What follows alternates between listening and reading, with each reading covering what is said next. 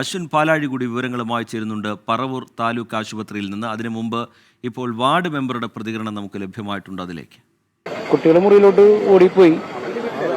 ഈ ആക്രമിച്ചവൻ ഋതു എന്ന് പറഞ്ഞ ഒരു പയ്യനാണ്. ആക്രമണത്തിൽ പരിക്കേറ്റതും മരണപ്പെട്ടതും വേണു, 3 പേര് മരിച്ചു. അതിനകത്ത് ഇപ്പൊ കൺഫേം ആയിരിക്കണം വേണു, ഉഷ, വിനീഷ. ഭർത്താവ് ജിതിൻ, വിനീഷയുടെ ഭർത്താവ് ജിതിൻ ബോസ് ഇപ്പൊ ആസ്റ്ററിലാണ്, സീരിയസ് ആണ്, വെന്റിലേറ്ററിലാണ്. അല്ല, ഋതു അവിടെ കുറെ വർഷങ്ങളായി താമസിക്കുന്നു. ഇവര് വന്ന് താമസിക്കുന്ന ആളുകളാണ്. വേണു എന്ന് പറഞ്ഞ ചേട്ടനാണ് 2 വട്ടം ഇവനെതിരെ പോലീസ് സ്റ്റേഷനിൽ പരാതി കൊടുത്തിട്ടുണ്ട്, വടക്കേക്കര സ്റ്റേഷനിൽ.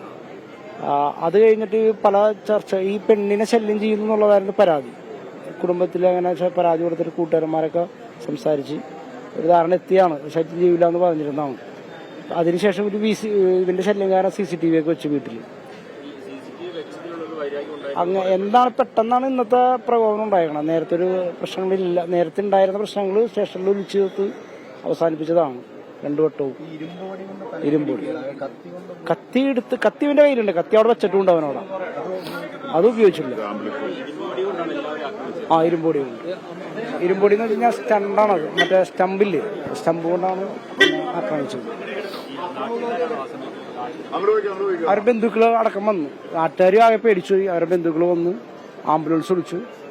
ആംബുലൻസിൽ ഓരോരുത്തര ബ്രീത്തുള്ള ആളുകളെ ആദ്യം കൊണ്ടുവന്നു. ബ്രീത്ത് ഇല്ലാത്ത അവന്റെ അമ്മയ്ക്ക് അപ്പം തന്നെ പോയിരുന്നു, അവിടെ വെച്ച് തന്നെ സംഭവം. അവന്റെ ബൈക്കിലാണ് ഈ ഇപ്പൊ ആശ്രയ മെഡിസിറ്റി കിടക്കണ ആ പയ്യന്റെ ബൈക്കിലാണ് അവൻ പോലീസ് സ്റ്റേഷനിലോട്ട് പോയി ഹാജരായി. കീഴടങ്ങി 2 ചെറിയ കുട്ടികൾ. അവരാ മുറിയിലോട്ട് മാറിയതുകൊണ്ട് ഇവനും മക്കളെ ആക്രമിക്കാനായിട്ട് നിന്നില്ല. പക്ഷെ ഇതാണ് ഇത് ക്രൂരമാണത്.